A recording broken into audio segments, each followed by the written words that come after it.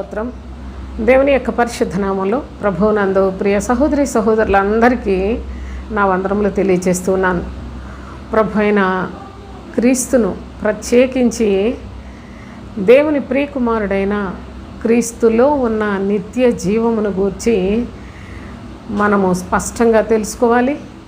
ఆ క్రీస్తే నూతన సృష్టిగా మనలను చేసి ఉన్నాడని విశ్వాసముతో మన యొక్క క్రైస్తవ జీవిత యాత్ర అది మహాఘనుడు మహోన్నతుడైన మన ప్రభువుని మరి కలుసుకోవడానికి తగినట్లు యోగ్యులుగా మార్పు చెందటానికి కేవలము క్రీస్తు బోధ ద్వారానే అది సాధ్యము కనుక అట్టి సంగతులను మీలో కొందరైనా తెలుసుకుంటున్నందుకు దేవునికి కృతజ్ఞతలు చెల్లిస్తూ మరి ఈ దినాన దేవుని యొక్క పరిశుద్ధ నామములో మనము చూస్తూ ఉన్నాం. సృష్టిలో ప్రత్యేకముగా నక్షత్రములు గురించి మనకు చిన్న బిడ్డల దగ్గర నుంచి కూడా నక్షత్రాలు అంటే తెలిసేలాగా ఒక మరి స్పష్టత లోకంలో అందరూ కూడా కలిగి ఉన్నారు. ఎందుకంటే నక్షత్రాలు, సూర్యుడు, చంద్రుడు ఇవి మరి ఎవరు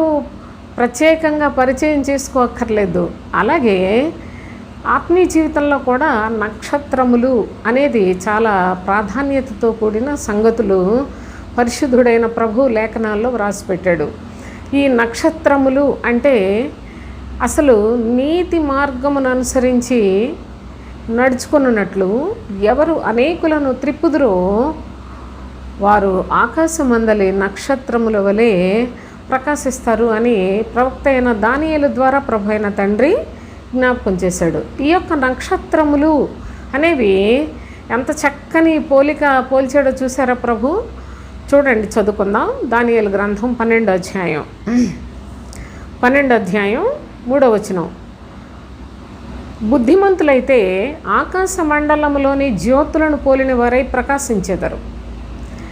నీతి మార్గమును అనుసరించి నడుచుకున్నట్లు ఎవరు అనేకులను త్రిప్పుదురో వారు నక్షత్రము వలె నిరంతరము ప్రకాశించెదరు. అంటే నీతి మార్గమును అనుసరించి నడుచుకునేటట్లుగా ప్రజలను ఎవరైతే త్రిప్పుతారో అలాంటి వారు నక్షత్రము వలె నిరంతరము ప్రకాశిస్తారని చెప్పాడంటే తండ్రి ఆలోచించేయండి. అసలు ఎంత చక్కగా ఆయన పోల్చుకున్న పోలిక ఎంత బాగుందో చూడండి. మరి లోకంలో అందరూ కూడాను దారి తప్పిపోయిన క్రైస్తవులు, లేకపోయినట్లయితే అక్రమము చేయు బోధకులు, లేకుంటే అబద్ధములతో నింపబడిన అనగా నిష్ప్రయోజనమైనవి శరీర సంబంధమైన మాటలతో నింపబడిన సంఘములు, ఈ యొక్క మనుషులందరూ కూడా వాటికే దురద చెవులు కలిగి స్వకీయ దురాశలకు అనుకూలంగా బోధకులను పోగు చేసుకుంటున్న ఈ దినములలో మరి నీతి మార్గము, నీతి చూడండి, నీతి సూర్యుడు క్రీస్తు. నీతి మార్గము అనగా కేవలము క్రీస్తు నందు జీవించే చక్కని పద్ధతిలో అనేకులు త్రిప్పే భాగ్యం ఒకవేళ దేవుడు ఎవరికిచ్చినా వాళ్ళు నక్షత్రముతో పోల్చబడ్డారు అంటే ప్రభు భాషలో నక్షత్రం అంటే ఏంటో మనకు అర్థమైంది.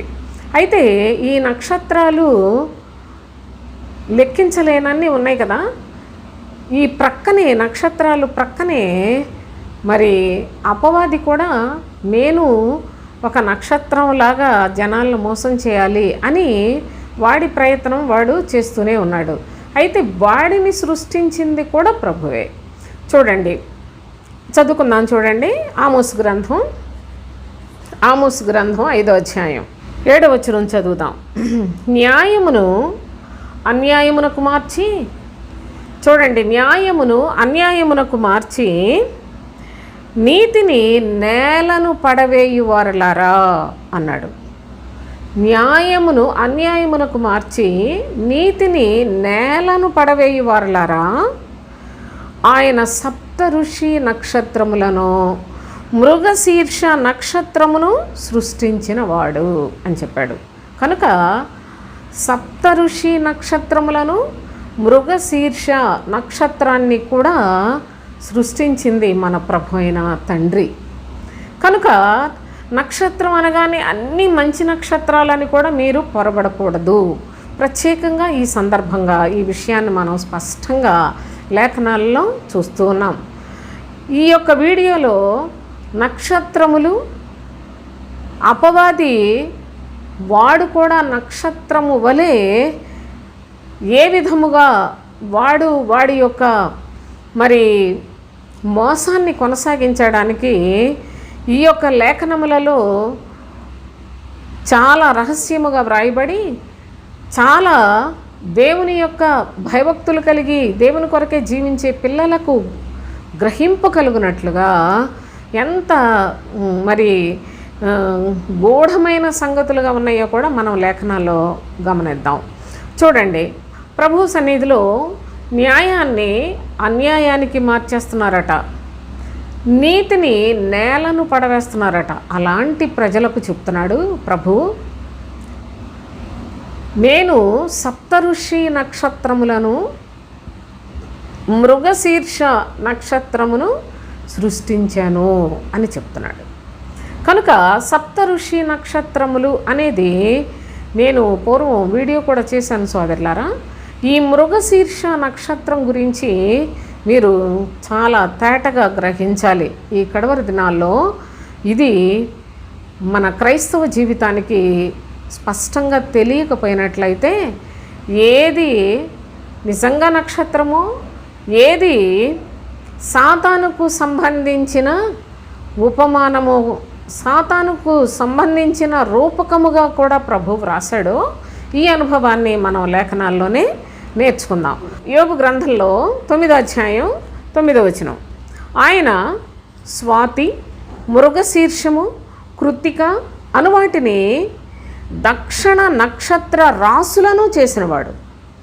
ప్రభు అయిన తండ్రి ఆయన ఎంత గొప్ప దేవుడో, ఎంతగా సృష్టికర్త, ఆయన గొప్పతనాన్ని వీటన్నిటినీ చూడడం వల్ల మనకు తేటపరచబడుతోందో కూడా మీరు గమనించాలి. ప్రభు అయిన తండ్రిని గురించి భక్తుడైన యోబు తెలియచేస్తున్నాడు. ఆయన స్వాతి, మృగశీర్షము, కృత్తిక అనువాటిని దక్షిణ నక్షత్ర రాసులను చేసినవాడు అని చెప్పాడు. చూడండి, రాసులు, దక్షిణ నక్షత్ర రాసులు అన్నాడు. అనగా రాసులు అని ఎందుకు చెప్తున్నాడు అంటే, మనము ధాన్యపు రాశి అని చెప్తాం. ధాన్యం లేకుంటే గోధుమలు రాశిగా పోసారు అని చెప్తాం. అంటే ఇక లెక్కించలేని వాటిని దాన్ని ఒక రాశి అని గుర్తిస్తాం. అలాగే ప్రభు అయిన తండ్రట ఆయన స్వాతి అనేది మృగశీర్షము, కృత్తిక, అంతేకాదు దక్షిణ నక్షత్ర రాసులను కూడా సృష్టించినవాడు, చేసినవాడు. కనుక ఇంత గొప్ప తండ్రి దేవుని యొక్క సముఖంలో బ్రతుకుతున్నామంటే ఈనాడు మన జీవితాల్లో గమనించండి. ఈ విషయాన్ని మీరు ఎప్పటికప్పుడు మీ మనసులో గుర్తుపెట్టుకుంటే మీరు కూడా నక్షత్రము, దేవుని నక్షత్రము అనే ఒక చక్కని అనుభవాన్ని కలిగి ఉంటారు. ఎందుకంటే నీతి మార్గములో కొందరినైనా మీరు నడిపించినట్లయితే, చాలా నక్షత్రం అనేది ఒక విధంగా వెలుగు చూపిస్తుంది. నక్షత్రములు రాశిగా ఉండుట అది చక్కని ఐక్యతకు చూపిస్తోంది. అంతేకాదు నక్షత్రములు అవి చూడడానికి మనకి ఎక్కడో ఉన్నాయి కనుక ఈ సృష్టిలో ఎక్కడో ఆకాశాల్లో చూస్తాం. అవి చాలా చిన్నగా కనిపిస్తాయి, కానీ వాటి యొక్క ప్రాధాన్యత చాలా ఘనమైనదిగా దేవుని యొక్క లేఖనాల్లో వ్రాసిపెట్టాడు. ఆయన దక్షిణ నక్షత్ర రాసులను చేసాడట. అంతేకాదు దేవుని యొక్క సన్నిధిలో ఈ నక్షత్రములు ఇవి వాటి యొక్క ప్రాధాన్యత ఆలోచిస్తే ఆయన మృగశీర్ష నక్షత్రమును అన్నాడు. సప్తఋషి నక్షత్రములు వీటిని చూసి ఈ లేఖనాలలో సృష్టికర్త దేవుని యొక్క కార్యములను అదేదో పెద్ద మేధావుల్లాగా మరి వాటిని చూసి ఏదేదో రాసేసి పెద్ద పేరు ప్రతిష్టలు తెచ్చుకున్నట్లు వాళ్ళ చెప్పు చేతల్లోనే ప్రజలందరినీ కూడా మలుచుకుంటున్న వారిని కూడా మనం దుర్మార్గులను కూడా చూస్తున్నాం. అయితే దేవుని యొక్క ప్రజలు దేవుని యొక్క చిత్తాన్ని అనుసరించి నడుచుకున్నట్లుగా నా ప్రియ సహోదరి సహోదరులారా, లేఖనములలో మనం చూసినట్లయితే మృగశీర్షము అన్నాడు. అనగా ఇది సాతానుకు సాదృశ్యమైన ఈ యొక్క నక్షత్రము. చాలా జాగ్రత్తగా ఈ మాటను మీరు లేఖనాల్లో గమనించగలరు. అయితే ఈ యొక్క నక్షత్రాల గురించి కొన్ని చదువుకొని మనం ముందుకు వెళ్ళిపోవచ్చు. యోబు గ్రంథం 38వ అధ్యాయంలో 38వ అధ్యాయం 7వ వచనం చూడండి. ఉదయ నక్షత్రములు ఏకముగా కూడి పాడినప్పుడు, చూడండి, ఉదయ నక్షత్రములు ఉన్నాయి, దక్షిణ నక్షత్ర రాసులు ఉన్నాయి. అందుకే నక్షత్రములు లెక్కించలేనన్ని. కనుక ఉదయ నక్షత్రములు ఏకముగా కూడి పాడినప్పుడు, నిజంగా నక్షత్రాలు పాడతాయండి?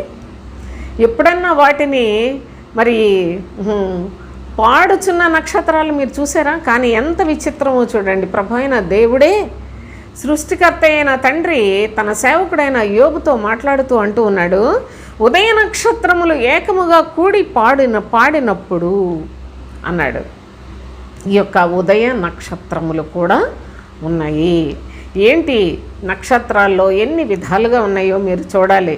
స్వాతి అనేది నక్షత్రమే.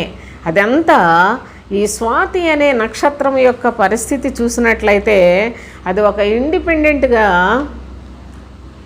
ఎక్కడికక్కడే తన యొక్క స్థితిని తాను రుజువు చేసుకుంటూ ఉంటుంది. అంతేకాదు కృత్తిక నక్షత్రములు ఉన్నాయి, ఉదయ నక్షత్రాలు ఉన్నాయి, దక్షిణ నక్షత్ర రాశులు ఉన్నాయి, సప్తఋషి నక్షత్రాలు ఉన్నాయి. నక్షత్రాల్లోనే ఎన్ని రకాలుగా చెప్తున్నాడో తండ్రి, లెక్కించలేనన్ని ఈ రాసులు కనుక, ఇవి లెక్కించలేనన్ని కనుక సోదరులారా, వాటి యొక్క పని, వాటి యొక్క తీరు, వాటి యొక్క మహిమలు రకరకాలుగా లేఖనాల్లో వ్రాయబడిని మనం కొంతవరకు మాత్రమే చదువుకుందాం. అయితే ఇక్కడ ప్రభు అంటున్నాడు, నేను ఈ యొక్క నక్షత్రములను గూర్చి మరి నీకేమైనా తెలుసా? నేను సృజించిన వాటిల్లో నీకు ఇవన్నీ తెలుసా అని భక్తుడైన యోబును ప్రశ్నిస్తూ ప్రభు అయిన తండ్రి ఈ విషయాలను హెచ్చరిక చేస్తూ ఉన్నాడు. ఇదే 38వ అధ్యాయంలో 31వ వచనం చూడండి. కృత్తిక నక్షత్రములను నీవు బంధింపగలవా? మృగశీర్షకు కట్లను విప్పగలవా? అంతేకాదు వాటి కాలములలో నక్షత్ర రాసులను వచ్చినట్లు చేయగలవా? సప్తర్షి నక్షత్రములను, వాటి ఉపనక్షత్రములను నీవు నడిపింపగలవా? చూడండి ఎన్ని చెప్పాడో చూడండి ప్రభు. కృత్తిక నక్షత్రాన్ని నువ్వు బంధిస్తావా? మృగశీర్షకు కట్లను విప్పగలవా? వాటి కాలములో నక్షత్ర రాసులు వచ్చినట్లు చేయగలవా? అంటే కాలమును బట్టి నక్షత్రాలు వస్తాయనే సంగతిని కూడా గమనించాలి. సప్తర్షి నక్షత్రములను, వాటి ఉపనక్షత్రములను నీవు నడిపింపగలవా? సప్తర్షి నక్షత్రములు, వీటి యొక్క గొప్పతనాన్ని, ఆ సప్తర్షి నక్షత్రములు వాటి ప్రభుత్వాన్ని నా ప్రియ సహోదరి సహోదరులారా, ప్రభు అయిన తండ్రి తన భక్తునికి తెలియచేస్తూ ఉన్న ఈ యొక్క అనుభవాలు చూసినట్లయితే చాలా చాలా సృష్టిలోనే చాలా వింతైన ప్రశ్నలతో, చాలా లోతైన జ్ఞానముతో సృష్టి మర్మములను కూడాను గ్రహించినట్లుగా తన భక్తుని ద్వారా ప్రభువు మనకు కూడా నేర్పించడానికి ఇష్టపడి ఇలాంటి సంగతులు వ్రాసి ఉన్నాడు. కనుక దేవుని యొక్క లేఖనాల్లో మనం చూసినట్లయితే సప్త ఋషి నక్షత్రాలకు, వాటికి ఉపనక్షత్రాలు కూడా ఉన్నాయి సుమా. ఈ యొక్క ఉపనక్షత్రాలు అనగా సప్త ఋషులు. వీళ్ళు ఎవరో? సప్త ఋషి నక్షత్రముల యొక్క గొప్పతనం ఏంటో దయచేసి మీరు ఒక్కసారి వీడియోను చూస్తే మీకు అర్థమవుతుంది. మరి కాస్త సమయాన్ని వెచ్చించండి. లేఖనాలు నేర్చుకున్నట్లయితే మనకి పరిశుద్ధ గ్రంథంలో శక్తి కనుక సంపాదించుకోగలిగినట్లయితే సృష్టి అంత తల్లక్రిందులైనా మనము ప్రభువునందు క్రీస్తు అను బండ మీద స్థిరులుగానే ఉంటాం సోదరులారా. అంత గొప్ప కార్యములతో నింపబడింది దేవుని యొక్క శ్రేష్టమైన సంగతులు.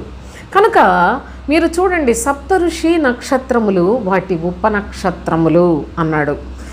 నీవు వాటన్నిటిని నడిపిస్తావా అని ఇలాంటి ప్రశ్నలు ప్రభు అయిన తండ్రి మరి ఆయన యోబును ప్రశ్నిస్తూ ఉన్నట్లుగా కూడా మనం లేఖనాల్లో చూస్తూ ఉన్నాం.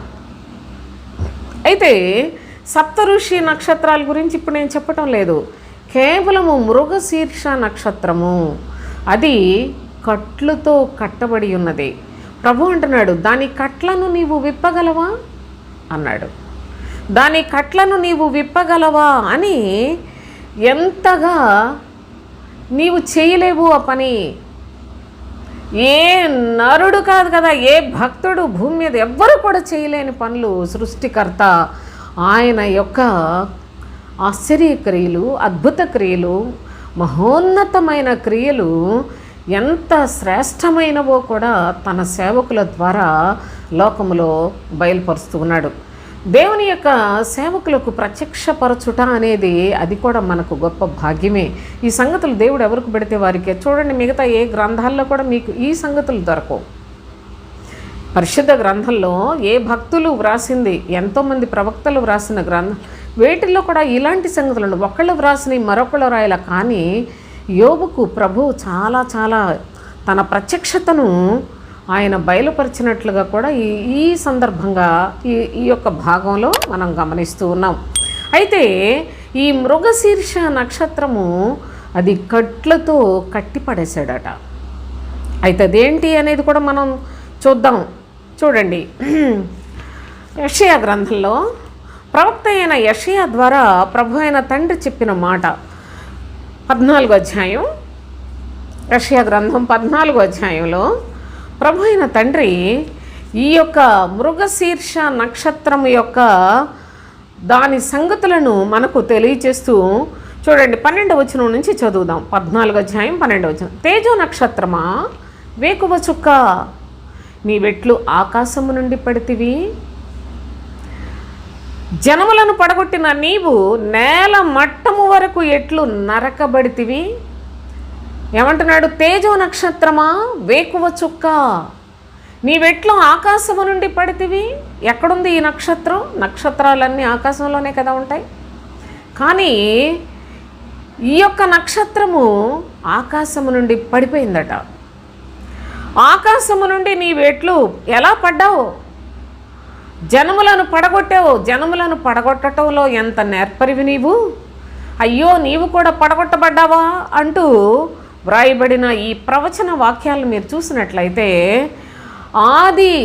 ఆది మనుష్యుడైన ఆదామును, ఆ ఆదాముకు సాటి అయిన సహాయముగా ఇవ్వబడిన హవ్వను అపవాది మాయలో పడేసింది, మోసం చేసింది. దేవుని సముఖములో నుండి వెళ్ళగొట్టునట్లుగా వాడి యొక్క తంత్రములతో సాతాను దేవుని యొక్క సన్నిధి నుండి దేవుని ప్రజలను పాడు చేసింది. అప్పుడే కాదు, ఇప్పుడు కూడా అదే చేస్తుంది. ప్రస్తుత కాలంలో కూడా సోదరులారా, దేవుని సముఖములో ఉండే ప్రజలందరినీ, దేవుని యందు భయభక్తులు కలిగి జీవించాలని ఆయన అంగీకరించిన ప్రజలను కూడా ఆయన సన్నిధిలో నుండి వెళ్ళగొట్టడానికి వాళ్ళు ఎంత చెడ్డవాళ్ళుగా తయారు చేయాలో అదే పనిలో చాలా చాలా తలమునకలై ఉంది సాతాను. దేవుని ప్రజలను దేవునికే దూరం చేయటం సాతాను యొక్క నేర్పరితనం సోదరులారా. అది మీకు చాలా బాగా తెలియాలి. లేకపోయినట్లయితే మనం ఎక్కడున్నాం, మన బ్రతుకు మనకు తెలియదు. చూడండి, తేజో నక్షత్రమా, వేకువ చుక్క, ఆకాశము నుండి నీవెట్లు పడ్డావు? జనములను పడగొట్టిన నీవు నేల మట్టము వరకు ఎట్లు నరకబడితివి? నేను ఆకాశమునకెక్కిపోయేదను, దేవుని నక్షత్రములకు పైగా నా సింహాసనమును హెచ్చింతును అనుకుంటుందట ఈ యొక్క అపవాది. వీడే మృగశీర్ష నక్షత్రము. దేవుని నక్షత్రములన్నిటికంటే పైగా నేను ఉంటాను, నా సింహాసనం అక్కడ ఉంటుంది అనుకుందంట. ఎందుకంటే అది కూడా ఆకాశములో ఉంది, దేవుని యొక్క సముఖములోనే ఉంది, దేవుని యొక్క సృష్టిగా ఉన్నది. ఆయన చేసినదే ఈ యొక్క తేజో నక్షత్రము లేక మృగశీర్ష అనేది.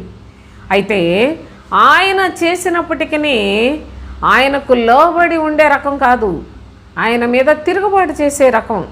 కనుకనే అది నేలకు పడద్రోయబడింది. అది నేల మట్టం వరకు నరకబడింది సోదరులారా. అక్కడ నరికితే వచ్చి నేల మీద పడింది. కనుక దేవుని యొక్క లేఖనాలు జాగ్రత్తగా మీరు గమనించాలి. నేల మీద పడి అది ఏదో ఇక్కడే నేల మీద పడిపోయేలా ఉందనుకుంటున్నారా? నేల మనిషిని నేల నుండి తీసాడట ప్రభు అయిన తండ్రి. కనుక నీవు మన్నే గనుక తిరిగి మన్నైపోదు అని చెప్పాడు. సర్పము దానికి ఆహారముగా మన్నును నిర్ణయించాడు తండ్రి. కనుక మన్ను అనగా మనుషుల యొక్క శరీరము మన్నే, మనుషుల్ని చేసింది మట్టితోనే, సర్పం యొక్క ఆహారము కూడా మన్నే సోదరులారా. అపవాది తన వారిని, తన యొక్క మాట నమ్మిన వాళ్ళందరినీ కూడా నేల మీద పడేసింది. ఎందుకంటే వాళ్ళు అక్కడ నుండి యుగ యుగములు మట్టు లేని పాతాళములో కాలిపోయే పద్ధతి అపవాది వాడి తంత్రములలో చిక్కబడిన వారందరికీ కూడా ఏర్పాటు చేయబడిందని సాతాను అనగా అపవాది, లేక ఆది సర్పమైన మహాఘట సర్పము, లేక మృగ శీర్ష నక్షత్రము అన్ని పేర్లు ఎవరికి పెట్టారో, ఈ విధంగా లేఖనాలు ఎందుకు వ్రాయించాడో తండ్రి మీరు చాలా జాగ్రత్తగా చూడాలి. ఇక్కడ అందుకనే భక్తుడైన యెషయా ద్వారా చెప్తున్నాడు, తేజో నక్షత్రమా, తేజస్సు కలిగిందే నక్షత్రమే, వేకువ చుక్క అన్నాడు. చూసారా, వేకువ చుక్క అంటే ఎందుకు మరి? వేకువ చుక్క అంటే యేసుక్రీస్తు ఆయనకు పెట్టిన పేరు కూడా వేకువ చుక్క సోదరులారా. అయితే మరి ఇక్కడ దీన్ని ఎందుకు వేకువ చుక్క అని పిలిచాడని మీకు వెంటనే ఒక సందేహం కలగాలి. ఇక్కడ యేసుక్రీస్తుకు వేకువ చుక్కని ఎక్కడుంది అని మీకు ఒకవేళ తెలిస్తే మంచిది. కొందరైనా తెలియని వాళ్ళు ఉంటారు కనుక ఒక మాట అక్కడ చదువుకుందాం మనం. చూడండి, ప్రకటన గ్రంథం 22వ అధ్యాయం 16వ వచనం చూడండి. సంఘముల కోసరము ఈ సంగతులను గూర్చి మీకు సాక్ష్యం ఇచ్చుటకు యేసు అను నేను నా దూతను పంపియున్నాను. నేను దావీదు వేరు చిగురును సంతానమును ప్రకాశమానమైన వేకువ చుక్కయునై ఉన్నాను అని చెప్పాడు. కనుక వేకువ చుక్క అంటే మన ప్రభువు కూడా, ఆయనకు చాలా పేర్లు ఉన్నాయి. వేకువ చుక్క అనేది కూడా ఆయనకున్న ఒక పేరు. అయితే ఇక్కడ మరి పడద్రోయబడిన, నరకబడి నేల మట్టము వరకు నరకబడిన ఈ యొక్క తేజో నక్షత్రానికి కూడా వేకువ చుక్కని ఎందుకు పెట్టాడు అంటే, ఇది తేజో నక్షత్రముగానే ఉండలా,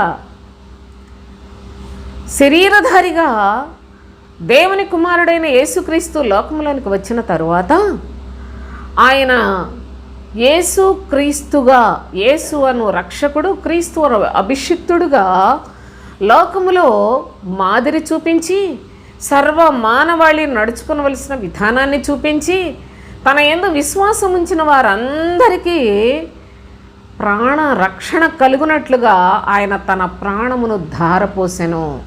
ఘోరమైన శిలువ మరణాన్ని పొంది ఆయన ప్రాణాన్ని పాపులమైన మన కొరకు ధారపోసి ఉన్నాడు సోదరులారా.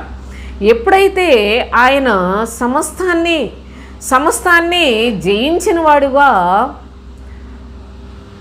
యూదా గోత్రపు సింహముగా ప్రభువైన క్రీస్తు న్యాయ సింహాసనాసీనుడై ఉన్నాడో, అపవాది ప్రక్కనే మనుషులకు తెలియట్లేదు, బుద్ధి జ్ఞానం లేని మనుషులకు తెలియట్లేదు. కానీ సోదరులారా, అపవాది వాడు చాలా తంత్రగాడు కనుక వాడికి చాలా బాగా తెలుసు. అందుకే వెంటనే వాడు కూడా ఒక రూపాన్ని మార్చేసుకుంది. ఏంటి ఆ రూపం అంటే, మన ప్రభువు క్రీస్తు ఆయన శిలువ మరణం పొందితే అపవాది క్రీస్తులో ఉన్న శరీర శ్రమ లేకుండా క్రీస్తు విరోధిగా, చాలా జాగ్రత్తగా వినాలి, క్రీస్తు విరోధిగా శరీర సంబంధమైన క్షేమము గురించి బోధిస్తూ ఉంటుంది.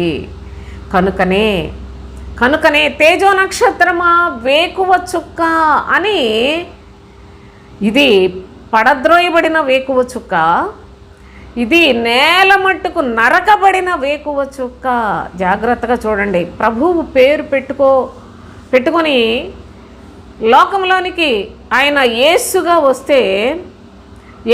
వస్తే రక్షకుడిగా వచ్చినట్లయితే ఈయన్ని ఎలా చంపేయాలా అని చూసింది, ఈయన లేకుండా చేయాలని చూసింది. కనుక హేరోదు ఒక దుర్మార్గుడు కనుక హేరోదులో ప్రవేశించి దాని పనిని నెరవేర్చుకుందాం, ఆ శిశువైన యేసును చంపేయాలని చాలా పెద్ద ప్లాన్ వేసింది. కానీ ఆయన దేవుని కుమారుడు కనుక అది ఏమీ చేయలేకపోయింది. నా ప్రియ సహోదరి సహోదరులారా, సిలువలో చచ్చిపోతే ఇంకా గొడవ ఉండదు అనుకుంది. కానీ సిలువలో ప్రభువు చనిపోతే అనేకులు ఆకర్షించుకుని ఆయన రాజ్య నివాసులుగా చేసుకున్నాడు. ఆయన ఏర్పరచబడిన వంశమును, రాజులైన యాజక సమూహమును, దేవునికి సొత్తైన ప్రజలను ఒక రాజ్యముగా తయారు చేసుకున్న గొప్ప దేవాతి దేవుడైన మన ప్రభు అయిన క్రీస్తునందు మనందరికీ నిత్య జీవాన్ని తండ్రి అనుగ్రహిస్తే, అయితే సాతాను వెంటనే మనుషులందరూ ఒకవేళ ఎలా మారిపోయి వెళ్ళిపోతారేమో దేవుని దగ్గరికి, కాబట్టి వీళ్ళని ఎలా చెడగొట్టాలి, నేనే క్రీస్తును అని చెప్పుకొని బయలుదేరిపోయింది. నేనే ఆ క్రీస్తు అనే ఆయన దగ్గరికి మీరు ఎక్కడికో వెళ్ళక్కర్లా, నేనే క్రీస్తును అనుకొని అపవాది సంఘములు స్థాపించింది, అపవాది పాస్టర్లను తయారు చేసింది. అపవాది ఈనాడు సేవకుడి రూపంలో ఎంత దర్జాగా పనిచేస్తుందంటే, ఈ మోసాన్ని గ్రహించాలి అంటే మీకు మృగశీర్ష నక్షత్రము గురించి బాగా తెలియాలి సోదరులారా. అందుకే ఇక్కడ ఏమంటున్నాడు, వేకువ చుక్క అని సంబోధిస్తూ ఉన్నాడు. గమనించాలి, ఎందుకంటే మరొక అనుభవాన్ని కూడా నేను మీకు వేకువ చుక్క మన ప్రభు అయిన యేసుక్రీస్తుని గురించి మరొక అనుభవాన్ని కూడా నేను తెలియచెప్పాలి. చూడండి, పేతురు రాసిన రెండవ పత్రిక 1వ అధ్యాయం 15వ వచనం. నేను మృతి పొందిన తరువాత కూడా మీరు నిత్యము వీటిని జ్ఞాపకం చేసుకున్నట్లు జాగ్రత్త చేతును. ఏలయనగా చమత్కారముగా కల్పించిన కథలను అనుసరించి మన ప్రభు అయిన యేసుక్రీస్తు యొక్క శక్తిని, ఆయన రాకడను మేము మీకు తెలియచేయలేదు. ఆయన మహాత్మ్యమును మేము కన్నులారా చూచి అప్పుడు మీకు ఈ సంగతులు మేము తెలుపుతున్నాం అన్నాడు. ఏదో చమత్కారంగా కల్పించిన కథలను, లేకపోయినట్లయితే అర్థం పర్థం లేని పిచ్చి పిచ్చి కథలన్నీ రాసుకున్న పుస్తకాలు లాంటిది కాదు పరిశుద్ధ గ్రంథం. చూడండి, చమత్కారంగా కల్పించి చాలామంది చాలా కథలు రాసుకుని వాటిని దేవుళ్ళుగా ప్రచారం చేసుకుంటూ అదే మనకు మరి మన గ్రంథం అదే అని చెప్పుకున్న గ్రంథాలు లోకంలో కుప్పలు ఉన్నాయి. కానీ పరిశుద్ధ గ్రంథము చాలా ప్రత్యేకమైనది సోదరులారా. ఏంటి పరిశుద్ధ గ్రంథం అంటే, చూడండి, ఈ గ్రంథములో వ్రాయబడినవన్నీ కూడాను దేవుని నోటి మాటలు సోదరులారా. ఈ లోకంలో ఉన్న గ్రంథాలన్నీ కూడా చమత్కారముగా కల్పించబడిన కథలు అనుసరించిన గ్రంథాలు. అయితే మన ప్రభు అయిన యేసుక్రీస్తు ఆయన గురించి, ఆయనను యొక్క మహాత్మ్యమును చూచిన వారమై ఉండి మేము మీకు తెలియచేయుచున్నాము అంటూ ఉన్నాడు అపోస్తులైన పేతురు. వారు ప్రభువుతో ఉన్నారు, ప్రభువుతో తిరిగారు, ప్రభువుతో తిన్నారు, ప్రభు బోధ విన్నారు, ప్రభు కొరకు సాక్షులుగా ఉన్నారు, ప్రభు యొక్క ఆత్మను సమృద్ధిగా పొంది లోకమంతటికీ కూడా సాక్షులుగా నిలిచి ఉన్న ఎంత ఘనులు ఆయన అంటున్నాడు. చూడండి, మేము చూచిన వారమై తెలిపితిమి. ఏం చూశారు? ఈయన నా ప్రియకుమారుడు, ఈయన ఎందు నేను ఆనందించుచున్నాను శబ్దము మహా దివ్య మహిమ నుండి ఆయన ఎద్దకు వచ్చినప్పుడు తండ్రి అయిన దేవుని వలన ఘనతయు మహిమయు ఆయన పొందగా మేము ఆ పరిశుద్ధ పర్వతం మీద ఆయనతో కూడా ఉండిన వారమై ఆ శబ్దము ఆకాశము నుండి రాగా వింటిమి. మీరు దయచేసి మత్తయి సువార్త 17వ అధ్యాయం 5వ వచనంలో చదువుకుంటే ఈ భాగం అంతా మీకు కనిపిస్తుంది. సరే, మరియు ఎంతకంటే స్థిరమైన ప్రవచన వాక్యము మనకున్నది. ప్రవచన వాక్యము ఎంతకన్నా స్థిరమైందంటే, మేము ప్రభువును చూచాము కన్నులారా, అంతకన్నా స్థిరమైన ప్రవచన వాక్యం మనకున్నది. అదేంటంటే, తెల్లవారి వేకువ చుక్క మీ హృదయములలో ఉదయించు వరకు ఆ వాక్యము చీకటి కలిగిన చోట్లో ప్రకాశించు దీపమైనట్లున్నది. దాని యందు మీరు లక్ష్యముంచినట్లయితే మీకెంతో మేలు అని తెలియచేశాడు. అనగా ఈ యొక్క ప్రవచన వాక్యము, క్రీస్తును గురించిన వాక్యము ప్రవచన సారము, క్రీస్తును గురించిన వాక్యము ప్రవచన సారము అని భక్తులు సాక్ష్యమిచ్చి ఉన్నారు సోదరులారా. క్రీస్తు సమస్తమైన ప్రవచనములలో నుండి ఈ లోకంలోనికి వచ్చి ఉన్నాడు. అయితే ధర్మశాస్త్ర వాక్యము, ప్రవచన వాక్యము అని రెండు వాక్యాలు. ధర్మశాస్త్రము పాత నిబంధనను, ప్రవచన వాక్యము క్రొత్త నిబంధనను చూపిస్తూ ఉంది. అయితే ధర్మశాస్త్ర సంబంధమైన ప్రతి భక్తుడు కూడా అందరూ క్రీస్తుని గురించి ప్రవచించారు. ఆ క్రీస్తుని గురించిన ప్రవచనము సారమే ఈనాడు మనము తెల్లవారి వేకువ చుక్కను గురించి చదువుకుంటూ ఉన్నాం. ఆ తెల్లవారి వేకువ చుక్క మన ప్రభు అయిన క్రీస్తు గూర్చిన ప్రవచనాలతో నిండి ఉన్నది సోదరులారా. ప్రకటన గ్రంథం 19వ అధ్యాయంలో 10వ వచనంలో లాస్ట్ వాక్యం చదువుదాం. 10వ వచనంలో, యేసును గూర్చిన సాక్ష్యము ప్రవచన సారమని నాతో చెప్పెను అన్నాడు. యేసును గూర్చిన సాక్ష్యము ప్రవచన సారము సోదరులారా. కనుక దేవుని యొక్క పరిశుద్ధ నామములో ఈ యొక్క వేకువ చుక్క దావీదుకు సంతానమును చిగురునయ్యుండి తెల్లవారి వేకువ చుక్క అయి ఉన్న మన ప్రభు అయిన క్రీస్తు ఆయన యొక్క లేఖనములను ఎంతగా దొంగిలించి ప్రజలను మోసం చేయడానికి దుష్టుడైన సాతాను వాడు కూడా వేకువ చుక్క వలె నటనము చేశాడు. అందుకే యేసయ్య కూడా మత్తయి సువార్త 24వ అధ్యాయంలోనే ఎంత స్పష్టంగా చెప్పాడో. ఇవన్నీ నేను ఎందుకు చెప్తున్నానో దయచేసి నా ప్రియ సహోదరులారా, క్రీస్తు ప్రేమను బట్టి మీకు ఈ సంగతులను తండ్రి చేరవేస్తున్నాడనే సత్యాన్ని గమనించండి. నేను కాదు చెప్పేది. చూడండి ఏమంటున్నాడు మత్తయి సువార్త 24వ అధ్యాయం 24వ వచనం చూడండి. అబద్ధపు క్రీస్తులను, అబద్ధపు ప్రవక్తలను వచ్చి సాధ్యమైతే ఏర్పరచబడిన వారిని సహితము మోసపరచుటకై గొప్ప సూచక క్రియలు మహత్కార్యములను కనుపరిచెదరు అని చెప్పాడు. కనుక అబద్ధపు క్రీస్తులు వస్తారట, అబద్ధపు ప్రవక్తలు వస్తారు. మన తండ్రి అయిన దేవుని యొద్ద నుండి దిగి వచ్చిన ప్రభు అయిన యేసు క్రీస్తు అను మన రక్షకుడు ఆయన ఒక్కడే సోదరులారా. కానీ ఆయన పేరు చెప్పుకొని అందరూ అబద్ధపు క్రీస్తులు లోకంలో బయలుదేరిపోయారు. ఈ అబద్ధపు క్రీస్తులు ఏంటంటే వాళ్ళు దేవుని సేవకులని చెప్పుకుంటారు, దేవుని నామంలో వచ్చామని చెప్పుకుంటారు, దేవుని చేత పంపబడిన వారమని చెప్పుకుంటారు. కానీ వారి యొక్క నోటి మాటలు చాలా ప్రభువు మాటలకు వ్యతిరేకంగా ఉంటాయి. ప్రభువు మనకేం నేర్పిస్తున్నాడంటే, మీరు కూడా ఈ లోకంలో ఉన్నంత వరకు శరీరమందు శ్రమపడి పరిశుద్ధతను సంపాదించుకొని పరలోకానికి రండి అని పిలిచింది క్రీస్తు యొక్క స్వరం. కానీ అబద్ధపు క్రీస్తులు ఏం చెప్తున్నారో తెలుసా? దేవుడు మిమ్మల్ని దీవిస్తాడు, ఆశీర్వదిస్తాడు, యేసు ప్రభువుని నమ్ముకుంటే మీకు అనుకున్న ఇవన్నీ జరిగిపోతాయి అని ఇళ్ళ గురించి, వాకిళ్ళ గురించి, వీటన్నిటి గురించి ప్రార్థనలు చేస్తున్నారు. చూసారా? ఈ ప్రమోషన్ల గురించి, ఉద్యోగాల గురించి, పిల్లల గురించి ప్రార్థనలన్నీ చేస్తున్నారు. చూసారా? వీళ్ళందరూ కూడా అబద్ధపు క్రీస్తు సంబంధులు. వీళ్ళందరూ కూడా చాలా ప్రమాదకరమైన అబద్ధపు క్రీస్తులు, అబద్ధపు బోధకులు. వీళ్ళు క్రీస్తుని పేరు పెట్టుకోగలేదు కదండి. మా పాస్టర్ గారు అనొచ్చు, మీరు క్రీస్తుని పేరు పెట్టుకోనక్కర్లేదు. అబద్ధపు క్రీస్తులు, నేను అబద్ధపు క్రీస్తుని పేరు పెట్టుకొని వస్తాడా? మేము కూడా బైబిలే పట్టుకుంటాం, బైబిలే కదా మేము కూడా చెప్తున్నామని ప్రజలను నమ్మించి ప్రభు యొక్క బోధను, ప్రభు యొక్క భాషను, ప్రభు యొక్క పరిశుద్ధతను ప్రక్కన పెట్టి వాళ్ళ ఇష్టానుసారమైన కారుకూతలు కూసి మిమ్మల్ని అందరినీ భ్రమలో పెడతారు సోదరులారా. ఇదే చాలా మోసకరమైంది. అందుకే మోసపోకుడి అని ఎన్నిసార్లు వ్రాసాడో లేఖనాల్లో.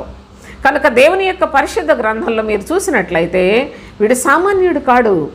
ఈ మృగశీర్ష నక్షత్రము వీడిని ప్రభువట కట్టివేశాడు, కట్లతో బంధించి ఉంచాడు సోదరులారా.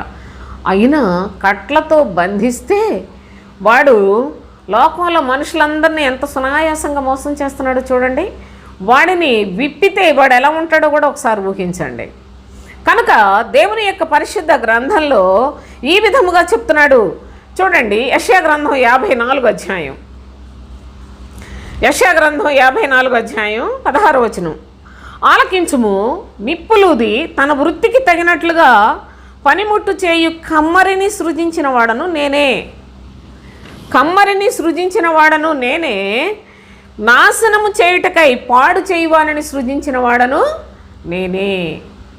నాశనము చేయుటకై పాడు చేయువాడిని సృజించింది కూడా ప్రభువే. ఆయన సప్తఋషి నక్షత్రములను మృగశీర్ష నక్షత్రమును సృజించిన వాడు అని మనం చదువుకున్నాం ఆమోసు గ్రంథంలో. అయితే ఇక్కడ ఏమని చెప్తున్నాడంటే, ఈ యొక్క నాశనము చేయువాడు, వీడి పేరేంటో తెలుసా? నాశనము చేయువాడు. నాశనము చేయువాడిని సృజించింది కూడా ప్రభు అయిన తండ్రి, దేవాతి దేవుడే సోదరులారా. ఆయన మరి ఎందుకండి నాశనం చేయడానికి చేశాడు? ఆయన మంచివాడైతే మంచివాళ్ళని చేయాలి కానీ ఇదేంటి అనుకుంటున్నారు. అవును, ఆయన మంచివాడు కనుక మంచివారు ఎలా ఉంటారు, చెడ్డవారు ఎలా ఉంటారు తేడా స్పష్టంగా చూపించి చెడుతనాన్ని అసహించుకొని చెడుతనాన్ని విడిచిపెట్టి మనము మంచిగా బ్రతికే పద్ధతులను వ్రాసిపెట్టాడు. అదే పరిశుద్ధ గ్రంథంలో ఉన్న జీవ జలముల నది ఉంది, మరణ జలము ఉంది. ఈ పరిశుద్ధ గ్రంథములో బురద జలములు ఎలా ఉంటాయో చెప్పాడు. ఈ పరిశుద్ధ గ్రంథములో ఊబి ఎలా ఉంటుందో చెప్పాడు. ఇదే పరిశుద్ధ గ్రంథములో రకరకాల విషజలం ఉన్నదని కూడా చూపిస్తూ తన పిల్లలైన వారికి వీటన్నిటి భేదాన్ని చూపించి వీటన్నిట్లలో నుండి జీవజలాన్ని ఏ విధముగా మనం పొందాలో, జలముల నది యొద్ద మనం ఏ విధముగా నిత్యము జీవించేవారిగా బ్రతకాలో, ఆ నీరు త్రాగి ఆ జీవజలములను త్రాగి ఎల్లప్పుడూ జీవించేవారిగా మనం ఎలాగో జీవించాలో నేర్పించాడు. అందుకే ఇది ఎవరికి అంతుపట్టని గ్రంథం. ఈ పరిశుద్ధ గ్రంథం ఎవరికి అర్థం కాదు. ఈ పరిశుద్ధ గ్రంథంలో ఎన్నో ఎన్నో ఎన్నో మర్మములతో కూడిన గ్రంథం. అంతా చదువుకొని మాకేదో తెలిసిపోయిందని తిట్టుకోవటానికి ఉపయోగించుకుంటున్న దుర్మార్గులు వాడుతున్నారు, చదువుతున్నారు. ఎలాగైనా భక్తి కలిగి నేను ప్రభువును చూడాలి అనే ఆశతో చదువుతున్నారు. ఎట్లయినా నేను క్రీస్తుతో కూడా జీవించాలని పూర్ణ మనస్సుతో ప్రభువును వెంబడించాలి వారిగా తయారు కావడానికి చదువుకుంటున్నారు, అనుసరిస్తున్నారు. సోదరులారా, కేవలము మన ప్రభువు ఆయన చెప్పిన మాటలు అర్థం కాక వాళ్ళే ఎలాగో తెలుసా, వాళ్ళ మెడకు ఉరి బిగించుకుంటున్నారు. మీకు తెలుసో లేదో అలాంటి ప్రజల గురించి నేనేం వివరించి చెప్పక్కర్లేదు. తగిన కాలంలో అవన్నీ కూడా జరుగుతాయి సోదరులారా. ఒక్క అక్షరం కానీ ఒక్క పొల్లు కానీ అటు ఇటు కలిపేది తీసేది ఏది లేదు. పరిశుద్ధ గ్రంథంలో మొత్తం జరిగి తీరుతాయి. ఇంత పెద్ద గ్రంథాన్ని, ఇంత సత్యాన్ని ప్రభు మనకి అనుగ్రహించి ఇలాంటి సంగతులతో నింపితే సాతాను వాడు చేసే చేష్టలన్నీ ఎలా ఉంటాయో, వాడి కుతంత్రాలు, వాడి కుయుక్తులు, వాడి మోసం, వాడి యొక్క అబద్ధం, వాడు చేసే హత్యలు ఎలా ఉంటాయో ఇంత తేటగా మనకు గ్రంథంలో వ్రాసి పెడితే ఎవడో ఏదో ప్రభువుని తిట్టాడు, ప్రభు తల్లిని తిట్టాడని మనం ఎందుకండి ఆలోచించాలి? వాడికి తగినట్లు మంచి పని చేశారు, మా ప్రభువుని తిట్టారు అని మనం సంతోషిస్తున్నామా? నా ప్రియ సహోదరి సహోదరులారా, మా ప్రభువుని ఎందుకు మీరు తిడుతున్నారు అంటే వాళ్ళ చేత మానిపించగలమా? కనుక ప్రతి వాడికి వాడి పని నిమిత్తము, ప్రతి వస్తువును కూడా దాని పని నిమిత్తము సృజించిన సృష్టికర్త దేవాతి దేవుడు మన తండ్రి అయి ఉండగా ఆయన మీద ఆధారపడండి. ఆయన చెప్పినట్లు జీవించడానికి మొదటిగా ప్రాధాన్యతనివ్వండి. అది వదిలిపెట్టి వాళ్ళు ఏదో తిడుతున్నారని ఆ తిట్టుకుంటూ ఉంటే జీవితకాలం అయిపోద్ది. వాళ్ళు తిట్టడం మానరు. అసలు ఇంకో విషయం ఏంటో తెలుసా, ఈ మతోన్మాదులకి ఏ సబ్జెక్ట్ ఉండదో వీళ్ళు అనవసరంగా వాళ్ళ నోట్లో నోరు పెట్టి వాళ్ళకి బోలెడంత మ్యాటర్ వాళ్ళకి వీళ్ళే ఇస్తున్నారు సోదరులారా. కాబట్టి ఇది చాలా అజ్ఞానం. దేవుని యొక్క సత్యము, సృష్టికర్త, సర్వాధికారి అయిన మన తండ్రి ఆయన ఎవరినేం చేయలేడా? కానీ ప్రతిదానికి సమయం ఉంది. తగిన కాలంలో వారి క్రియలకు ప్రతిఫలం ఇస్తాడు మన ప్రభు. అయితే దేవుని యొక్క సత్యాన్ని అనుసరించి జీవించుటకు మన హృదయపూర్వకముగా ఆయనను వెంబడించే వారిగా బ్రతుకుట, అది మన ఎడల ప్రభు కోరుకుంటున్నాడు. ఈ సత్యాన్ని కూడా దయచేసి గమనించండి. అయితే నాశనము చేయువాడిని సృజించిన వాడు కూడా ప్రభువే. ఆ నాశన పుత్రుడు, నాశన పాత్రుడు, నాశనము చేయు హేయ వస్తువు, ఇవన్నీ కూడా గుంపుగా ఒక మృగశీర్ష నక్షత్రానికి సహకారులుగా పనిచేస్తూ ఉంటాయి. అయితే దక్షిణ నక్షత్ర రాసులు, జాగ్రత్త, ఉదయ నక్షత్రములన్నీ కూడా, అంతేకాదు సప్తఋషి నక్షత్రాలకు ఉపనక్షత్రములన్నీ దేవుని రాజ్య వ్యాప్తి కొరకు పనిచేస్తూ ఉంటాయి. వాళ్ళందరూ కూడా దేవుని చిత్తాన్ని నెరవేరుస్తూ ఉండే నీతిమంతుల యొక్క జాబితాలు ఉన్నాయి. పనికి మాలిన వారై ఉండి వారి యొక్క పెదవులలో కత్తులు ఉన్నాయి అని చెప్తాడు. మరి ఒకటి గురించి, వారి నోరు విషముతో నిండి ఉన్నది, వారి నాలుక కింద సర్ప విషమున్నది అని తెలియచేస్తున్నాడు. వారు భయంకరులు, సింహముల వలె పొంచి ఉన్నారు నా కొరకు, గర్జించు సింహం వలె వారు వెతుకుచూ తిరుగుచున్నారు ప్రభువా నా కొరకు అని భక్తులు దేవుని సన్నిధిలో వేడుకున్నారు. అలాంటి వాటిని జయించడానికి, అలాంటి వారి యొక్క నోర్లు మూయించడానికి ప్రభువు తన యొక్క భక్తులకు ఎప్పటి నుండి తన యొక్క కార్యములను బయలుపరుస్తూ తెలియచేస్తూ ఉన్నాడో, దేవుని యొక్క పిల్లలను పరిశుద్ధులుగా మార్పు చేసుకోవటానికి ప్రయాసపడి ప్రాణం పెట్టవలసిన ఈ దినములలో గొడవలతోటే సరిపెట్టుకున్నట్లుగా, లేకుంటే వాళ్ళని తిడుతున్నారని వీళ్ళని తిడుతున్నారని వీడియోలు చేసుకొని నోరు పారేసుకొని పాస్టర్లే ఒకళ్ళు ఏ విధముగా వారి యొక్క చెడుతనాన్ని ప్రదర్శించుకుంటూ ఉన్నారో కూడా మీరు సోషల్ మీడియాలో మనకు చాలా స్పష్టంగా కనిపిస్తూనే ఉన్నాయి సోదరులారా. దేవుని యొక్క వాక్యం ఎవరికి రాదు, దేవుని యొక్క వాక్య సారాంశం ఎవరికి తెలియదు. దేవుని యొక్క వాక్యములో ఉన్న సత్యమును, జీవజల నదిని, ఆ నదిలో ఉన్న జీవజలాన్ని సేవించే విధానం తెలియట్లేదు. ఎంతసేపు బురద జల్లుకోవడం, ఎంతసేపు విషాన్ని కక్కుకోవడం, అన్ని సర్పపు వేషాలే. కానీ దేవుని యొక్క పిల్లల యొక్క లక్షణాలు ఎవరిలోనూ కనిపించట్లేదు. కనుక దయచేసి మీరు జాగ్రత్త, మీ ఆత్మ విషయమై మీరు జాగ్రత్త. అయ్యా మాకు ఇలా చెప్పలేదు కాబట్టి మా జీవితాల్లో మేము మా పాస్టర్ గారు చెప్పినట్టే చేశామంటే ప్రభు ఒప్పుకోడు సోదరులారా. మీ కొరకు నేను పరిశుద్ధ గ్రంథాన్ని ఇచ్చాను. గ్రంథాన్ని చూసి, అందులో సత్యాన్ని చూసి అనేక విధాలుగా నేను మీకు సహాయం చేశాను. అయినా మీరు దాన్ని గమనించుకోకుండా మనుషుల ఆలోచనకు బానిసలుగా బ్రతికేరని ఒక దినాన్న ప్రభు మీ మీద నేరం మోపుతాడు. ఆ దినం రాక మునిపే జాగ్రత్త పడి బహు భయముతోటి లేఖనాలను నేర్చుకొని పరిశుద్ధతను సంపాదించుకొని, ఎక్కడ ఆహారము దొరికితే అక్కడకు ప్రయాణం చేయాలి. అక్కడ సంపాదించుకొనుటకు అత్యాశతోటి మనం ప్రభువుని వెంబడించాలి, ఆయన్ని వేడుకోవాలి. అంతేగాని మాకు ఒక సంఘం ఉంది, ఇక్కడే కూర్చున్నాం, ఈ ఊరే మాది, ఇక్కడే ఇక పొగుడుకుంటా ఒకళ్ళనొకళ్ళు పొగుడుకొని ఏదో డబ్బులు ఖర్చు పెట్టుకొని భక్తులు అనుకొని అతిగా ఊహించుకొని చివరికి నష్టపోవద్దని నేను మిమ్మల్ని వేడుకుంటూ ఉన్నాను.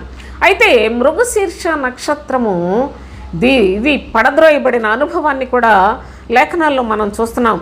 చూడండి, ప్రభు అయిన తండ్రి సాతానుకి ఎంతగా అధికారాన్ని ఇచ్చాడో కూడా చాలా స్పష్టంగా యేసయ్య లోకంలో ఉన్నప్పుడే చెప్పాడు. లూకా సువార్త 4వ అధ్యాయంలో 5 నుంచి చూద్దాం. అప్పుడు అపవాది ఆయనను తీసుకుని పోయి భూలోక రాజ్యములన్నింటినీ ఒక్క నిమిషములో ఆయనకు చూపించి, ఈ అధికారం అంతయు ఈ రాజ్యముల మహిమయు నీకిత్తును, అది నాకు అనుగ్రహింపబడి ఉన్నది, అదెవనికి నేను ఇయ్యగోరుదునో వానికిత్తును, కాబట్టి నీవు నాకు మొరొక్కితివాద, ఇదంతయు నీ దగునని ప్రభువుతో చెప్తుంది అపవాది. నా ప్రియ సహోదరి సహోదరులారా, దయచేసి మనసును పెట్టండి. అపవాది ప్రభువును శోధిస్తూ ఈ లోకముల యొక్క ఘనత, రాజ్యముల మహిమ మొత్తం నాకు అప్పగించేశాడు, అప్పగింపబడి ఉన్నదంతే, నీవు నాకు మొరొక్కితివా, ఇదంతా కూడా నీకు ఇచ్చేస్తానని చెప్తుంది అపవాది. అంటే మొత్తం వాడి యొక్క స్వాధీనంలో ఉంది లోకమంతా. ఈ లోక అధికారాన్ని ఎవరికిస్తుంది? అది ఎవనికి నేను ఇయ్యగోరుదునో వానికిస్తాను అంటుంది. ఎవనికి ఇయ్యగోరుదునో, ఎంత బాగా అబద్ధాలాడి మోసం చేసి అన్యాయం చేసి అక్రమం చేసి ఎంతగా దొంగ మాటలు చెప్పితే అలాంటి వ్యక్తుల్ని ఈ లోకంలో అధికారాలతోటి అది వారందరినీ కూడా దాని గ్రిప్లో పెట్టుకొని ఈ మనుషులందరినీ ఆడుకుంటుంది సాతాను. నా ప్రియ సహోదరి సహోదరులారు, ఎవడైనా ఉండిపోతాడా ఇక్కడ? ఎవ్వరు ఉండరు. కానీ ఈ మనుషుల మోసాలు చూడండి, వీళ్ళు ఆడే అబద్ధాలు చూడండి, వీళ్ళు ఎంత గర్వపోతులో చూడండి, ఎంత హానికరులో చూడండి. ఒకళ్ళని చూస్తూ ఉంటే ఎంత భయంకరమైన మనస్తత్వాలు వీళ్ళ లోపల ఉన్నాయని అర్థమవుతుంది సోదరులారా. సాతాను వీళ్ళందరినీ ఎంతగా ఉపయోగించుకుంటుందో, మంచి అనేది లేకుండా, నిజం చెప్పే అసలు సత్యము అనే పదం లేకుండా లోకంలో అంతా ఎటు చూసినా ఈ కడవరి దినాలు ఇంకా ఘోరమైన పరిస్థితులు మనం చూస్తూ ఉన్నాం. ఈ లోకమంతా అపవాదికి అప్పగింపబడి ఉన్నదని చెప్తుంది. కనుక నేను నీకు ఇస్తాను, నువ్వు నాకు నమస్కారం చెయ్యి అంటుంది. వాడికి నమస్కారం చేస్తే ఏదైనా ఇచ్చేస్తుందట. కానీ ప్రభువు, నీ దేవుడైన ప్రభువుకు మ్రొక్కి ఆయనను మాత్రమే సేవింపవలనని దాన్ని నోరు మూయించాడు సోదరులారా. అలాంటి శక్తిని తన పిల్లలుగా మనం కూడా సంపాదించుకోవాలి. ఈ లోకంలో దేన్ని ఆశించినప్పటికీ దానికి బెండైపోయినట్లే. కానీ మనం ప్రభు మాటకు లోబడినట్లయితే అపవాదిని జయించిన వారం అవుతాం అనే సత్యాన్ని కూడా ఈ సందర్భంగా నేను జ్ఞాపకం చేస్తున్నాను. ప్రకటన గ్రంథం 8వ అధ్యాయం 10వ వచనం 11వ వచనం చదువుదాం. 3వ దూత బోర ఊదినప్పుడు దివిటి వలె మండుచున్న ఒక పెద్ద నక్షత్రం ఆకాశం నుండి రాలి నదుల 3వ భాగం మీదను నీటి బుగ్గల మీదను పడెను. ఆ నక్షత్రమునకు మాచిపత్రి అని పేరు. అందువలన నీళ్లలో 3వ భాగము మాచిపత్రి ఆయను. నీళ్లు చేదైపోయినందున వాటి వలన మనుష్యులలో అనేకులు చచ్చిరి. ఇదెంత విచిత్రమైన నక్షత్రం చూడండి. ఆకాశము నుండి రాలిన నక్షత్రము చూడండి. ఒక పెద్ద నక్షత్రము ఆకాశము నుండి రాలిపోయిందంట. ఈ రాలిన నక్షత్రము ఎక్కడెక్కడ ఉందో చూసారా? నదుల 3వ భాగము మీదను నీటి బుగ్గల మీదను పడెను. ఈ ఆకాశము నుండి రాలిన పెద్ద నక్షత్రం ఏం చేస్తుంది? నక్షత్రము ప్రత్యేకంగా నదుల 3వ భాగం మీద నీటి బుగ్గల మీద రాలుతుందా? వాటి మీద పడుతుందా సోదరులారా? అవును. ఈ యొక్క రాలిపోయిన నక్షత్రం నదుల 3వ భాగం అనగా మంచినీరు ఎక్కడెక్కడ ఉంటుందో, ఎక్కడైనా కొంచెం సత్యవాక్యం ఎక్కడ వినే ప్రజలు ఉన్నారో, లేకపోయినట్లయితే ఎక్కడెక్కడ దేవుని యొక్క వాక్యానికి లోబడేవారు ఉన్నారో మొత్తం వాళ్ళందరి మీద పడిపోతుంది. దేవుని ప్రజలనే ఇది నాశనం చేయడానికి పూనుకొని ఉందని నేను మొదట్లోనే చెప్పాను. అందుకనే అది మృగశీర్ష నక్షత్రము అనే సత్యాన్ని కూడా లేఖనాల్లో మనం నేర్చుకుంటూ ఉన్నాం. ఆ నక్షత్రమునకు మాచిపత్రి అని పేరంట. నక్షత్రం పేరు చూసారు ఎలా ఉందో? మాచిపత్రి. ఈ మాచిపత్రి అనేది చూడండి, నీళ్లలో 3వ భాగాన్ని అంతా కూడా మాచిపత్రి అయిపోయిందట. అనగా నీళ్లు చేదైపోయినందున వాటి వలన మనుష్యులలో అనేకులు చచ్చిరి. నిజంగా మనుషులు చచ్చిపోతున్నారా అంటే బాహ్యముగా కాదు సోదరులారా, అనేకుల ఆత్మలు చచ్చిపోతూ ఉన్నాయి. ఎందుకంటే నీళ్లు చేదైపోయినాయి కనుక మనుషుల్లో అనేకులు చచ్చిపోతూ ఉన్నారు. చేదు నీళ్లు త్రాగి ఎలీషా కాలములో అందరూ కూడా చచ్చిపోతున్నారు అని చెప్తాడు ప్రవక్తకు కబురు తెచ్చారు. అయితే వాటిని మంచి నీళ్లుగా చేసినట్లుగా ఇప్పుడు నేను వాటి అన్నిటినీ మీకు చెప్తే చాలా సమయం తీసుకుంటుంది. కనుక దేవుని యొక్క పరిశుద్ధ లేఖనాల్లో చూసినట్లయితే నీళ్లు చేదైపోతే చేదు నీళ్లు త్రాగితే అనగా వాక్యం అంతా కలిపి చెరిపిడి మాటలతోటి, మోసకరమైన మాటలతో, ఇచ్చకపు మాటలతో అంతా మొత్తం నదులు 3వ భాగం నీళ్ల బుగ్గల మీద కూడా పడిపోవడం వలన ఈ మాచిపత్రి అనే నక్షత్రము దాని యొక్క పనిని చూడండి సోదరులారా, చంపే పని చేస్తూ ఉంది. అయితే ప్రభువు యొక్క నక్షత్రాలు, దేవుని నక్షత్రములకు పైగా నన్ను హెచ్చించుకొని నా సింహాసనాన్ని హెచ్చుగా చేసుకుంటాను అనుకుంది అపవాది. దేవుని నక్షత్రములు అనేకులను నీతి మార్గములో నడుచుకున్నట్లుగా త్రిప్పుతూ ఉంటే ఈ మాచిపత్రి అనేది అనేక మందిని, లక్షలాది మందిని పోగేసుకొని వాళ్ళని భ్రష్టులుగా, వాళ్ళందరినీ మోసగాళ్ళుగా, అన్యాయస్తులుగా తయారు చేస్తూ ఉన్నారండి ఈనాడు సంఘాల్లో, పాస్టర్లో. ఎందుకంటే వాళ్ళు క్రీస్తు సంబంధులు కారు సోదరులారా. వాళ్ళు క్రీస్తు అను పేరు పెట్టుకున్న సంఘాలుగా కనిపిస్తాయి, కానీ వాళ్ళందరూ కూడా లేఖనములకు విరోధముగా బోధిస్తూ ఉన్నారు, సొంత మాటలు బోధిస్తూ ఉన్నారు. వాళ్ళ యొక్క ప్రకృతి సంబంధమైన మనస్సును, లోక సంబంధమైన దురాశలు, ధనాపేక్షను కప్పిపెట్టే మాటలు చెప్పి సంఘాలను నాశనం చేస్తూ, మాచిపత్రి వంటి వారు వాళ్ళు నాశనము చేస్తూ, అబద్ధ బోధకులు, అబద్ధ ప్రవక్తలు, అబద్ధపు క్రీస్తులు అనేకులు బయలుదేరిపోయి వీళ్ళు అనేకులను చంపుతూ ఉన్న పరిస్థితిని ప్రభు అయిన తండ్రి లేఖనములలో చూస్తున్నాడు. వాళ్ళు ఆత్మలను చంపువారు సోదరులారా. ఎందుకండి? శరీరం ఎలాగూ చచ్చిపోతుంది, ఆత్మను బ్రతికించుకునే పద్ధతి ప్రభు అయిన క్రీస్తు మారు మనస్సు పొందుడి అని చెప్పాడు. మీరు పాపముల చేత, అపరాధముల చేత చచ్చేరు, క్రీస్తు మిమ్మల్ని బ్రతికించాడు అని చెప్తే బ్రతికించిన సంగతులు బోధించట్లా, చంపే లేఖనాలు చెప్తున్నారు. నీళ్లను పాడు చేస్తున్నారు, నదులను పాడు చేస్తున్నారు సోదరులారా. అనగా దేవుని యొక్క సత్యవాక్యం ఉండవలసిన చోట అబద్ధపు మాటలు, శరీర సంబంధమైన మాటలు, ముసలమ్మ ముచ్చటలు, కథా కాలక్షేపాలు, శరీరాన్ని రెచ్చగొట్టుకొని ఊరికే ఉప్పొంగుతూ వ్యర్థమైన మాటలు మాట్లాడుకుంటున్న వారు ఈనాడు వాళ్ళ ద్వారా మనుషులలో అనేకులు చచ్చిపోతున్నారు చేదు నీళ్ల వలన అనే విషయాన్ని జ్ఞాపకం చేసుకునండి. అంతేకాకుండా యూదా వ్రాసిన పత్రిక, ఆ యొక్క పత్రికలో చూస్తే 13వ వచనం చదువుకుందాం. తమ అవమానమును నురుగు వెళ్ళగ్రక్కువారై సముద్రము యొక్క ప్రచండమైన అలలుగాను, మార్గము తప్పి తిరుగు చుక్కలుగాను ఉన్నారు. వారి కొరకు గాఢాంధకారము నిరంతరము భద్రము చేయబడి ఉన్నది. ఈనాడు అనేక అబద్ధపు క్రీస్తులు, అబద్ధపు బోధకులు, క్రీస్తు విరోధులు బయలుదేరి ఉన్నారు. వీళ్ళ కొరకు గాఢాంధకారము భద్రము చేయబడి ఉన్నది. వీళ్ళు మార్గము తప్పి తిరుగు చుక్కలు అన్నాడు. మార్గము తప్పి తిరుగు చుక్కలు అనగానే వీళ్ళు కూడా స్టార్స్ అని చెప్పుకుంటున్నారు, నక్షత్రాలే అట. కానీ మార్గము తప్పి తిరుగుచున్న నక్షత్రములు. కాబట్టి దేవుని యొక్క పరిశుద్ధ లేఖనములలో ప్రభు చాలా భద్రముగా ఈ అనుభవాలు మనకు నేర్పిస్తూ ఉన్నాడు సోదరులారా.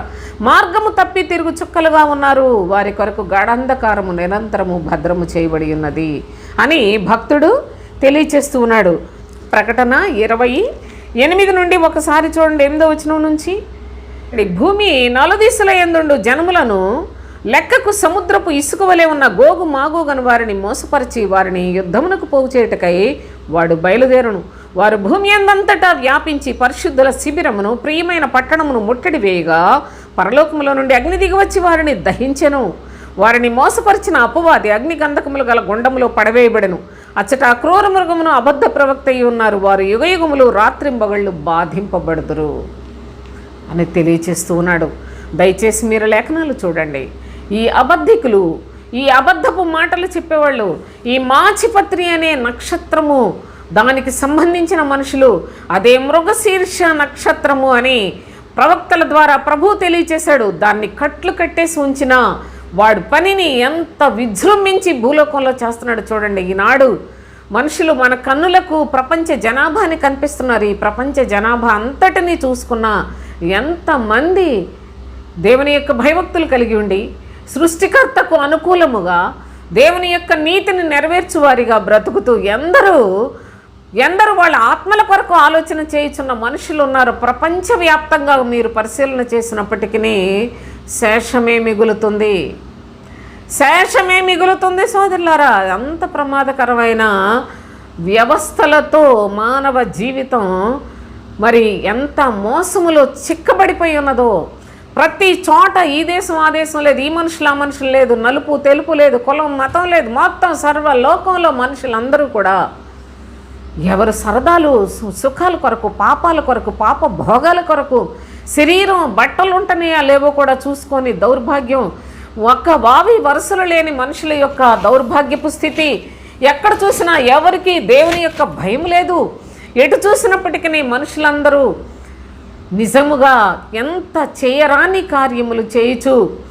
స్త్రీలకు స్త్రీలు, పురుషులకు పురుషులే చేయరాని కార్యములు చేస్తున్నారని ఏనాడు రోమాపత్రికలో 1వ అధ్యాయంలో స్పష్టంగా అపోస్తలుడైన పౌలు వ్రాసిపెట్టినవి ఈ దినాల్లో విచ్చలవిడిగా జరుగుతున్నాయో కూడా మీరు చూడాలి. దేవుని యొక్క వాక్యానికి భయపడే మనుషులు లేరు. దేవుని మాటలు కావాలి, దేవుని చర్చిలకు వెళ్ళాలి, సరదాగా జీవితాన్ని గడపాలి, ఇష్టం వచ్చిన కోరికలు నెరవేర్చుకోవాలి, లోకస్తుల్లాగానే అన్ని కోరికలు నెరవేర్చుకొని బ్రతకాలి అనుకుంటున్నారు. కానీ నీళ్లు చేదైపోయిన పరిస్థితులే, అందరూ కూడా చచ్చే పరిస్థితుల్ని కలుగు చేస్తూ ఉన్న ఈ యొక్క అబద్ధపు క్రీస్తులు, అబద్ధపు ప్రవక్తలు, క్రీస్తు విరోధులు అని వ్రాయబడి వీళ్ళందరూ కూడా నాశనము చేయు వాడైన అపవాదికి, వాడికి వీళ్ళందరూ సహకారులుగా ఉన్నారు. పరలోకపు తండ్రి తన ప్రియకుమారుడైన యేసుక్రీస్తును పంపించాడు. ఆయనకు సహకారులుగా ఉదయ నక్షత్రములు ఉన్నాయి, దక్షిణ నక్షత్ర రాసులు ఉన్నాయి సోదరులారా. అంతేకాదు మరి సప్త ఋషి నక్షత్రాలకు ఉపనక్షత్రములు కూడా ఉన్నాయి. వాళ్ళు దేవుని కొరకు ఆది నుండి కూడా బ్రతుకుచున్నారు సోదరులారా. రాబోయే ప్రభు రాకడ, ఈ యుగ సమాప్తి వరకు కూడా దేవుని యొక్క పరిశుద్ధులు పరలోకం కొరకు పనిచేస్తారు. అయితే దుర్మార్గులు, దుష్టులు, ఈ మృగశీర్ష నక్షత్రానికి సంబంధించిన దుర్మార్గులు అందరూ కూడా అబద్ధాన్ని చేస్తూ ఉన్నారు.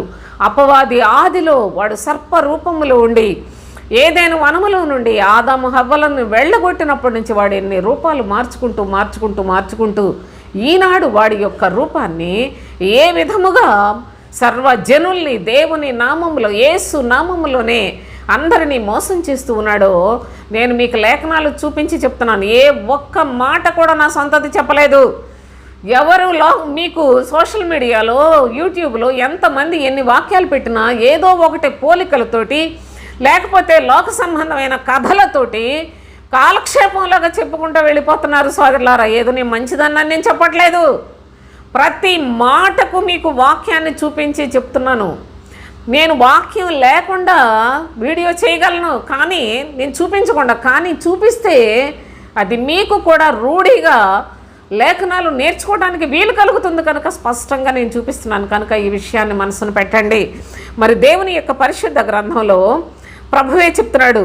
2వ తెస్సలోనిక పత్రికలో 2వ అధ్యాయం 8వ వచనంలో ఏం చెప్తున్నాడంటే, ప్రభు అయిన యేసు వాడిని ఎలాగ చంపుతాడో కూడాను, ఈ యొక్క దుష్టుడైన అపవాది ఈ మృగశీర్ష నక్షత్రమును దీన్ని ఏ విధముగా ప్రభు చంపుతాడో చాలా స్పష్టంగా వ్రాసి పెట్టాడు సోదరులారా. తెస్సలోనికైలకు వ్రాసిన 2వ పత్రిక 2వ అధ్యాయం 8వ వచనంలో, అప్పుడు ఆ ధర్మ విరోధి బయలుపరచబడును, ప్రభు అయిన యేసు తన నోటి ఊపిరి చేత వారిని సంహరించి తన ఆగమన ప్రకాశము చేత నాశనము చేయును అని చెప్పాడు. తన నోటి ఊపిరి చేత ప్రభు అయిన యేసు వాడిని చంపుతాడు. అంతేకాదు తన ఆగమన ప్రకాశము చేత వాడిని నాశనము చేయును. చంపడం అంటే చంపితే ఇంకా డెడ్ బాడీ అక్కడ ఉంటుంది అనుకుందాం, కానీ నాశనం అంటే ఇంక అక్కడ ఏం కనిపించదు సోదరులారా. ఇసుక రేణం అంతా కూడా ఇక ఏం ఉండదంటే సమూల ధ్వంసమైపోయిన అలాంటి దుష్టుణ్ణి చంపే మన ప్రభువు, ఆయన పిల్లలుగా మనం బ్రతకడానికి మనము ప్రభువారమై ఉండాలి. అంతేగాని ఒకవైపు ప్రభువు కావాలి, ఒకవైపు దుష్టుడు కూడా కావాలని, ఒకవైపు లోకాసులతోటి మరి ఒకవైపు దేవుని యొక్క పిల్లలమని చెప్పుకొని మనలను మనం మోసం చేసుకోకుండా, బోధకుల చేత మోసగింపబడకుండా, మన ప్రభు యొక్క స్వరాన్ని విని ఆయన గొర్రెలుగా, ఆయన రాజ్యము కొరకు ఎదురు చూచువారిగా బ్రతుకుట, ఇది క్రైస్తవ జీవితానికి చాలా లాభకరమైన, ప్రయోజనకరమైన భక్తి. ఇలాంటి భక్తి కలిగిన వారిగా మనం జీవించాలని మన తండ్రి కోరుకుంటున్నాడు. మృగశీర్ష నక్షత్రము దానిని చేసిన వాడు కూడా ప్రభువే. ఆ నక్షత్రమే ఎన్ని రూపాలుగా మార్చుకుంటూ ఎన్ని విధాలుగా దేవుని పిల్లలను కూడా హతమారుస్తూ ఉందో ఈ కడవరి దినాల్లో చాలా స్పష్టంగా ప్రభు మనకు కొంత మట్టుకు ఆయన లేఖనములో నుండి నేర్పించి ఉన్నాడు. కనుక మనందరము ప్రభు చిత్తాన్ని గుర్తెరిగి తండ్రి యొక్క రాజ్య నివాసులగునట్లుగా సోదరులారా, ప్రత్యేకించబడిన వంశముగా అనగా ఏర్పరచబడిన వంశముగా, రాజులైన యాజక సమూహముగాను, దేవునికి సొత్తైన ప్రజలుగాను, ఆయన మహిమ కొరకు ఎదురు చూచువారిగా బ్రతికే భాగ్యాన్ని సంపాదించుకొని ప్రభువునందు సాయిపదం. దయచేసి ఈ యొక్క వీడియోని కొందరికైనా షేర్ చేయండి. సబ్స్క్రైబ్ చేసుకునండి. ఆత్మీయ జీవితంలో మేలు పొందండి. అనేకులు క్రైస్తవ సహోదరి సహోదరులు నశించిపోతున్న వారికి ఉపకారము చేసి నీతి మార్గంలో నడిపించడానికి సహకారులయ్యి ఒకరి ఎడల ఒకరు దయ కలిగిన వారయ్యండి దేవుని రాజ్య వ్యాప్తి కొరకు ప్రయాసపడదాం. దేవుని స్తోత్రం. ముగించేస్తాను.